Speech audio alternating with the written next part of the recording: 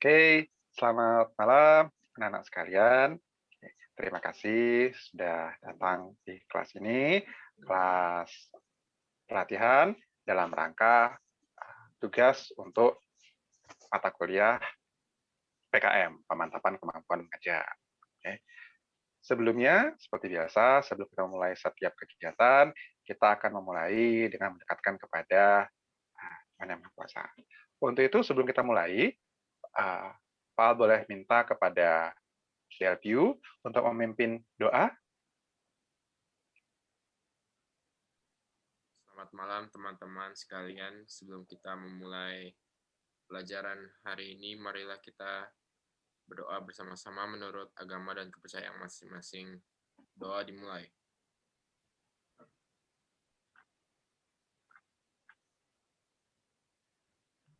Doa selesai. Amin. Terima kasih. Yusika juga sudah bergabung dengan kita. Selamat malam semuanya. Oke, pada pelajaran kali ini kita akan membahas mengenai evolusi struktur atom, perkembangan struktur atom, mulai dari struktur atom yang paling sederhana, yaitu dari teori Dalton, hingga struktur atom yang paling kompleks, yaitu struktur atom mekanika kuantum. Nah, dalam poin kali ini, sebelum kita mulai, mari kita bahas dulu mengenai bagian-bagian atom, partikel subatomik yang telah kita pelajari. Kan? Kita tahu bahwa atom itu terdiri atas 3 macam partikel penyusunnya. Coba, kita masih ingat apa saja 3 partikel penyusun atom? Ada neutron, elektron, proton.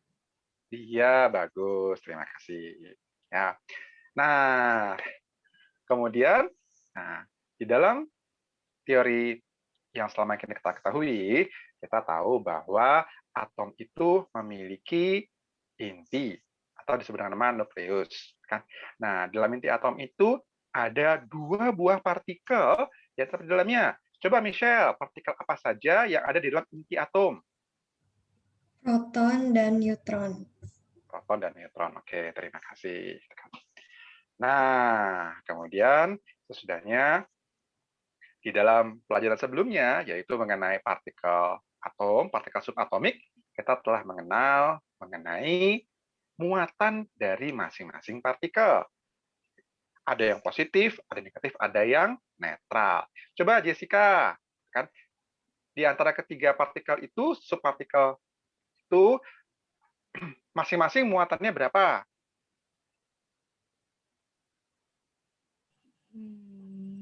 Proton Yang 1. neutron plus 1, oke. Terus? Elektron minus 1. Neutron Elektron 0. minus 1. Neutron 0. Yang namanya neutral. Oke, terima kasih. Oke, nah di dalam pelajaran kali ini kita akan pelajari mengenai sejarah struktur atom. Struktur atom yang kita ketahui saat ini sebenarnya bukan tiba-tiba datang seperti itu, tidak. Tapi itu berkembang dari masa ke masa. Nah, sekarang kita akan pelajari struktur atom yang paling sederhana, yaitu struktur atom oleh Dalton. Sebentar ya.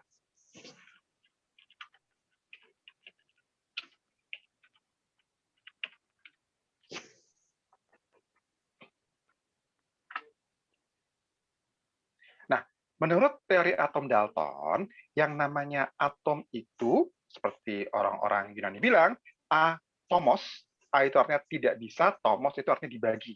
Atomos berarti tidak bisa dibagi, itu merupakan bagian paling kecil yang dia itu bola pejal. Pejal itu solid, berarti nggak berongga, bola penuh. Menurut Dalton, yang namanya atom itu jenis-jenisnya, kita sebutkan nama unsur, itu akan menentukan jenis bolanya. Jadi misalkan, besi itu terdiri atas satu macam bola. Kan? Bola besi semua. Semua atom bola besi itu persis sama satu sama lain. Oksigen itu bolanya jenisnya lain lagi nih. Ada yang besar, ada yang kecil, masanya juga bermacam-macam. Jadi kalau menurut Dalton, setiap atom, setiap unsur memiliki satu macam bola, satu macam atom. Tetapi setiap unsur nggak ada yang sama. antara unsur satu dengan yang lain. Jadi misalkan antara atom besi dengan atom oksigen, dengan atom hidrogen, atom nitrogen, semua yang lain itu nggak ada yang sama. Itu menurut Dalton. Jadi menurut Dalton, atom itu dia bulat, tidak ada ininya, tidak ada perbedaannya, tidak ada istilahnya apa? Semua atom itu pokoknya identik sama deh. Kalau di atom besi berarti sama semua. Nah, jadi atom teor ini kemudian berhasil dipatahkan. Oke. Ada satu percobaan yang menyatakan bahwa Dalton itu ternyata teorinya salah. Percobaan apa itu? Namanya adalah percobaan sinar katoda. Oke. Apa itu percobaan sinar katoda? Sebentar ya, mau ini dulu. Oke, kita screen share dulu mengenai teori Dalton. Oke, jadi di sini teori Dalton adalah sederhana. Atom itu pokoknya bagian terkecil dari materi. Nggak bisa dibagi lagi, udah gitu aja. Jadi menurut Dalton, atom itu satu bola, solid itu artinya pejal, gitu kan? Kalau dalam bahasa Indonesia, pejal itu artinya tidak berongga. Terus nggak bisa dibagi-bagi, udah itu aja. Setiap macam atom memiliki, setiap macam unsur memiliki atom sendiri. Nanti terjadinya molekul itu karena atom-atom ini mereka bersatu. Misalkan kalau ini, kenapa kita bisa punya air? Karena dua atom hidrogen dengan satu atom oksigen bergabung menjadi atom air, H2O. Mereka bersatu seperti itu. Oke. Kemudian, kenapa teori atom Dalton itu? Ini molekul yang lain nih. Kalau asam sulfa, kalau ini asam nitrat itu sini ada dua buah hidrogen, ada nitrogennya juga. Kemudian alkohol seperti ini. Jadi masing-masing lambang ini itu menunjukkan unsur yang berbeda. Itu menurut Dalton. Nah, teori atom ini kemudian kita tahu dibatalkan oleh percobaan sinar katoda. Apa itu percobaan sinar katoda? Percobaan sinar katoda itu, sebentar ya.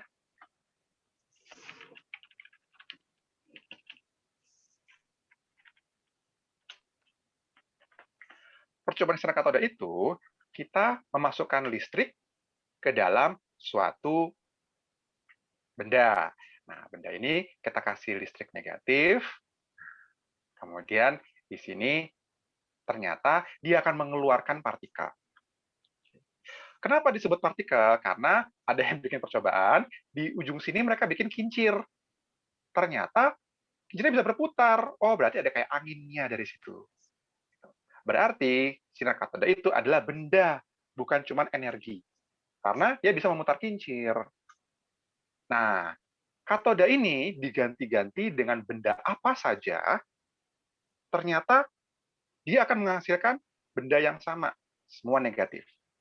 Oh, kesimpulannya apa? Kesimpulannya kalau begitu, atom itu benda apa saja memiliki bagian negatif. Berarti kalau begitu, atom bisa dibelah dong. Berarti kalau begitu, teori atom Dalton salah. Nah, partikel ini kemudian oleh penemunya diberi nama elektron. Waktu itu, kita belum tahu struktur atom. Oh, berarti ada negatif. Nah, kalau ada negatif, berarti ada positif dong. Kenapa? Karena kan atom itu netral. Berarti kalau ada negatif, ada positif.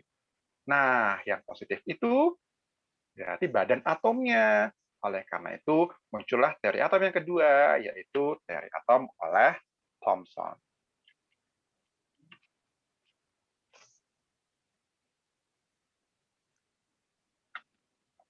Oke, teori atom Thomson ini dikenal juga dengan plum pudding atau puding buah plum. Ini makanan orang Inggris, kita nggak punya. Kalau di Indonesia yang paling dekat mungkin good time cookies. Jadi cookiesnya itu, badan utama atomnya itu, dia sifatnya harus positif dong. Kenapa? Karena kita tahu ada beberapa elektron yang negatif tersebar. Nah, jadi seperti ini perkiraan Thomson, model Thomson mengenai model atom. Atom itu sebagian besarnya positif, seperti roti ya, atau puding. Nah, di permukaannya terdapat beberapa elektron yang muatannya negatif. Ini adalah model berikutnya, yaitu model atom Thomson. Oke, nah model atom Thomson ini berarti kita berpikir atom itu berarti sebagian besarnya ini lunak. Kenapa lunak? Karena materinya, massanya itu kan tersebar nih luas. Gitu kan? Kalau ini luas, berarti nanti dia barangnya itu kecil. Kayak sebenarnya sih kalau yang ininya seperti arum manis. Gitu kan? Arum manis. Oke, nah percobaan Thomson ini kemudian didisprove atau dinyatakan tersalah oleh percobaan ini percobaan sinar alfa.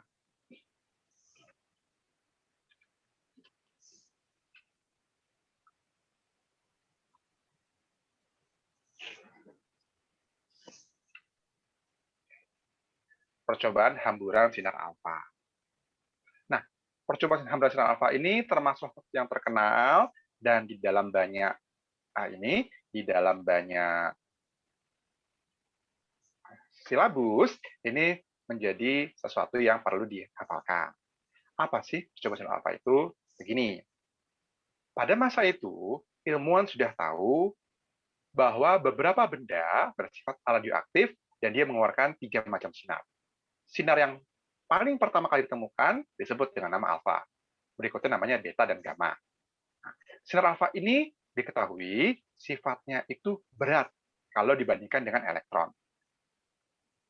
Sangat berat. Kalau zaman sekarang kita perkirakan beratnya itu kira-kira 4.000 kali lipat berat satu buah atom, satu buah elektron. Dan dia diketahui bermuatan positif. Oleh para ilmuwan, mereka membuat lembaran emas yang tipis. Kenapa emas? Emas itu adalah salah satu hewan yang paling bisa ditempa. Bisa dibikin tipis sekali. Setipis apa? Pada waktu itu mereka bisa membuat emas sampai tipisnya itu kira-kira hanya 10 atom. Jadi dia tipis sekali, kira-kira hanya 10 atom saja berjejer di belakang. Lebar sih, tapi sangat tipis. Kenapa bisa begitu? Karena emas itu daya rekat di antara atomnya itu kuat, dan atom itu besar. Nah, kemudian di sini dia ditembaki dengan sinar alfa. Di sekelilingnya, kita punya layar yang dibuat dari fosfor. Apa keistimewaannya fosfor? Fosfor itu kalau terkena sinar alfa, dia akan mengeluarkan cahaya. Jadi kayak cahaya sebentar, habis itu padam lagi. Jadi kita bisa, oh di situ ada loh, ada sinar alfa. Kalau dia tertabrak oleh sinar alfa, dia akan mengeluarkan cahaya. Makin banyak tabrakannya, makin terang cahayanya. Oke, nah kalau misalkan sinar alfa itu ditembakkan kepada lapisan emas tipis, coba kira-kira ada yang bisa memperkirakan nggak? Kalau dengan pengetahuan zaman itu, harusnya apa yang terjadi? Coba tanya dulu. Ada yang bisa memperkirakan? Harusnya kalau alfa ini sesuatu yang sangat berat, gitu kan? Dia ditembakkan ke atom emas, ya, yang atomnya itu besar sekali. Harusnya apa yang terjadi? Kalau secara teori sih ya. Coba ada yang bisa memperkirakan?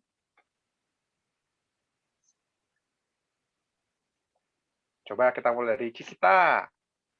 Kalau emas ditembaki dengan sinar alfa, kira-kira apa yang terjadi seharusnya? Sesuai teori yang lama atau yang baru?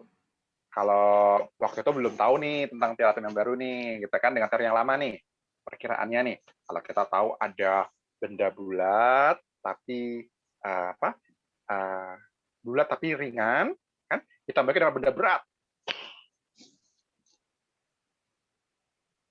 Harusnya nggak ada yang nembus. Tidak. Harusnya semuanya itu lewat. Waktu itu bayangan ini adalah seharusnya ini semua lewat, semua di sini nggak ada lagi nih di keliling-kelilingnya nih. Itu merupakan teori prediksi awal. Ya, terima kasih, pintar. Nah, tetapi sewaktu ditembakkan kemari, para ilmuwan kemudian menemukan hal yang menarik. Ternyata sebagian besar sih lewat, baik-baik aja, tetapi sebagian kecil ada yang agak menyimpang kiri dan kanan. Oke lah kalau menyimpang, gitu kan? Tapi ada beberapa yang simpangannya besar, bahkan ada yang lebih dari 90 derajat balik kemari ke belakang. Nah, itu waktu itu bikin heboh di lingkungan para ilmuwan. Saking hebohnya sampai sekarang percobaan ini menjadi legendaris dan menjadi standar untuk diketahui. Statusnya seperti percobaan Mendel di dalam biologi. Begitu terkenalnya, sehingga detailnya pun dipelajari oleh anak-anak sampai ratusan tahun kemudian. Waktu itu, kalau dibandingkan, gold foil ini seperti kertas tipis. Sementara partikel alfa itu seperti seperti meriamnya kapal. Harusnya kan bisa nembus kan, tapi kenapa bisa ada yang bergeser, bahkan ada yang mantul? Berarti kesimpulannya adalah di dalam gold foil ini, di dalam lembar emas ini, harus ada sesuatu yang satu, dia positif. Buktinya, partikel alfa yang positif itu sama dia ditolak. Yang kedua, benda ini dia harusnya sangat berat. Kenapa? Karena partikel alfa bisa dipantulkan, tapi dianya sendiri tidak terlihat ada kerusakan. Waktu disingkirkan, dilihat gold foil-nya baik-baik aja tuh, nggak ada yang bolong atau yang apa gitu kan. Berarti dia harus lebih berat, jauh lebih berat daripada partikel alfa, sehingga partikel alfa itu nggak ngaruh sama dia. Yang ketiga, apapun itu, dia ternyata harus sangat kecil. Kenapa kecil? Karena sebagian besarnya sih lewat-lewat aja dengan baik. Hanya sebagian kecil yang mengalami perbedaan. Dan ilmuwan bisa menghitung nih, oh, dari persentase berapa yang mantul, berapa yang lewat, mereka bisa memperkirakan. Kalau begitu, seberapa besarnya sesuatu yang ada di dalam atom itu. Oke, nah, berdasarkan 3 data ini, satu, harus ada sesuatu di dalam atom yang sifatnya positif. Dua, sesuatu yang positif itu dia harus sangat berat. Sehingga bahkan partikel alfa yang ribuan kali lebih berat daripada elektron bisa terpantul tanpa terganggu. Yang ketiga, dia harus sangat kecil. Nah, berdasarkan 3 hal ini, kemudian kita mengetahui adanya inti atom. Jadi, dengan seperti ini, kemudian Rutherford membuat teori baru, teori Rutherford. Apa itu? Teori Rutherford menyatakan bahwa di dalam atom harus ada benda yang sekarang kita sebut dengan nama inti atom. Inti atom itu dia kecil, ya, dia positif, dan dia berat. Harusnya, kalau menurut model Thomson, seperti ini nih. Lewat-lewat aja semuanya, nggak ada yang terganggu. Ya, ada gold foil, oke deh, mungkin sedikit ada yang di kiri kanan ya, tapi sebagian besar lewat.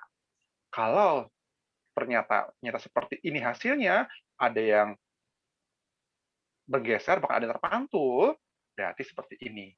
Yang mantul itu karena dia pas banget ketemu dengan inti. Kalau dia kenyanya agak di pinggiran, dia hanya tergeser saja. Tapi sebagian besarnya lewat, kan? Sehingga ada di ujung sini. Nah, inilah percobaan Rutherford. Nah, ini adalah skema alat Rutherford. Dalam skema alat Rutherford ini, dia punya teropong kecil yang bisa berputar untuk melihat kondisi di seberangnya. Jadi oh di sini gimana kondisinya di sini sini. Alat untuk melihatnya ini bisa diputar-putar.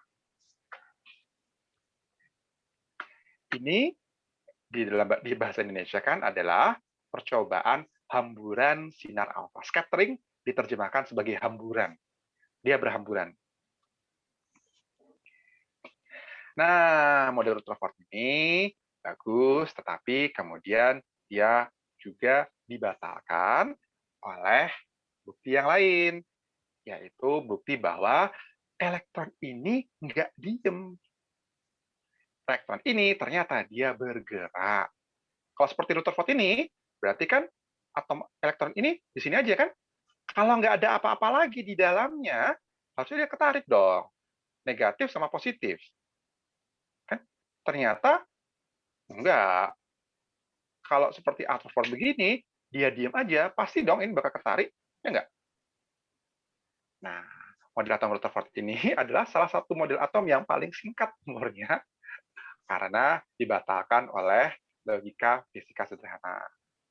Oke, kalau gitu ini salah nih. Kalau gitu bagaimana?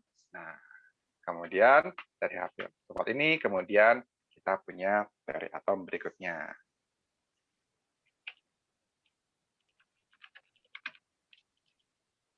Ya. Oke. Di sini kita lihat sudah Rutherford, ya. Nah, kemudian kita punya teori atom Bohr, ya. Teori atom Bohr ini, inilah teori atom yang selama ini kita lihat.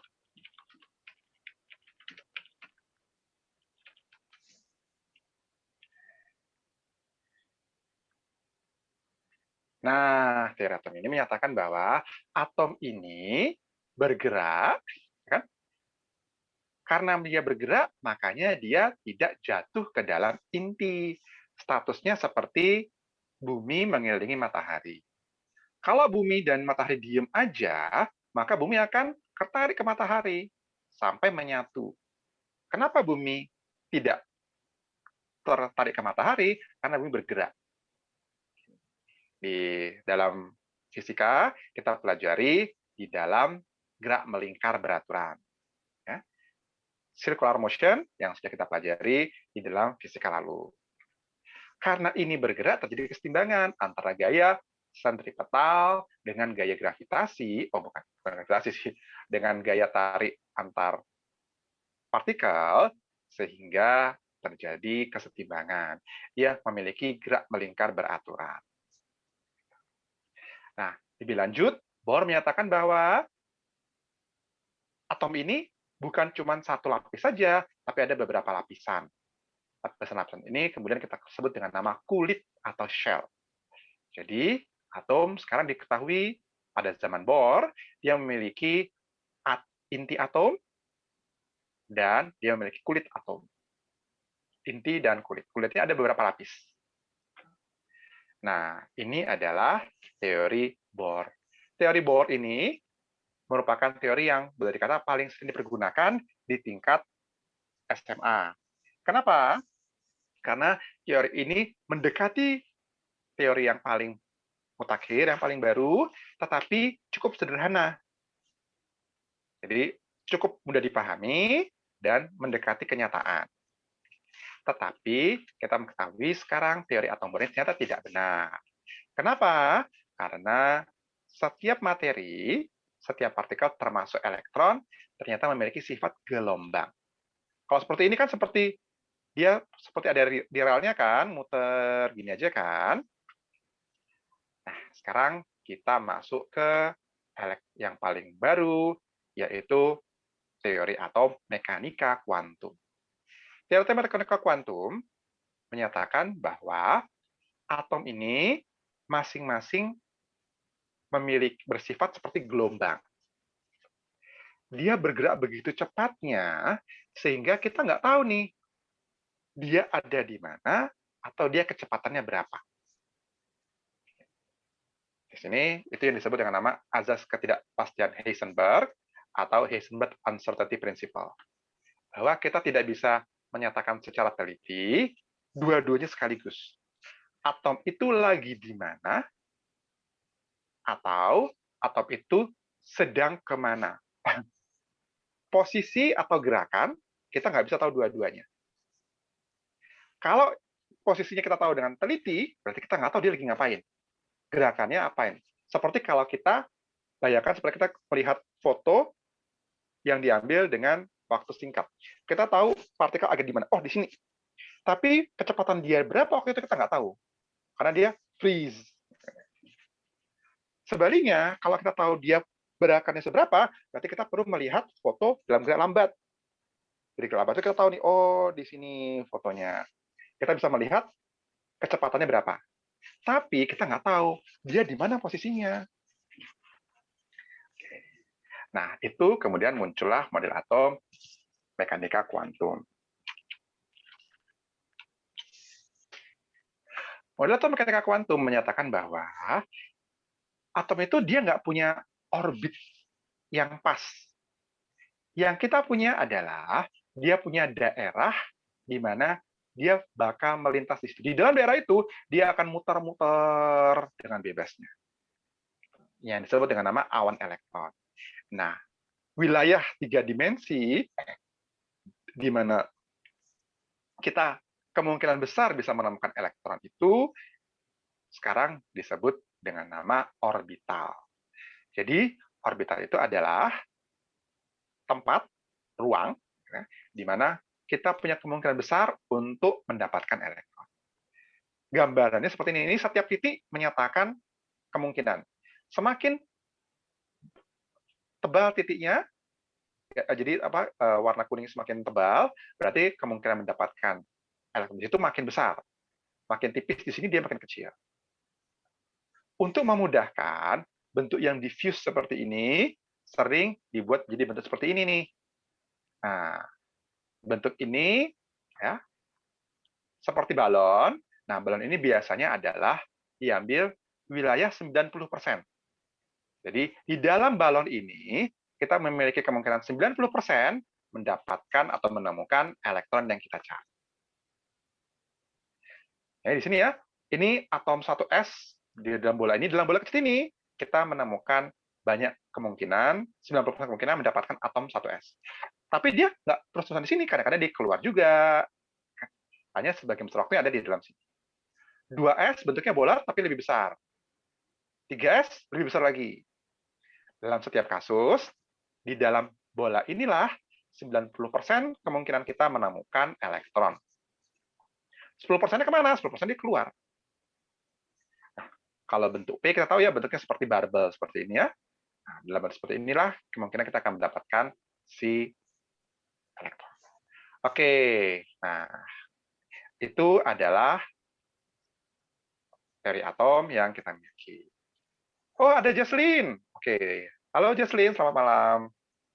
Oke. Maaf tadi enggak. Oke. Jadi itu ada tadi mengenai 4 struktur atom yang kita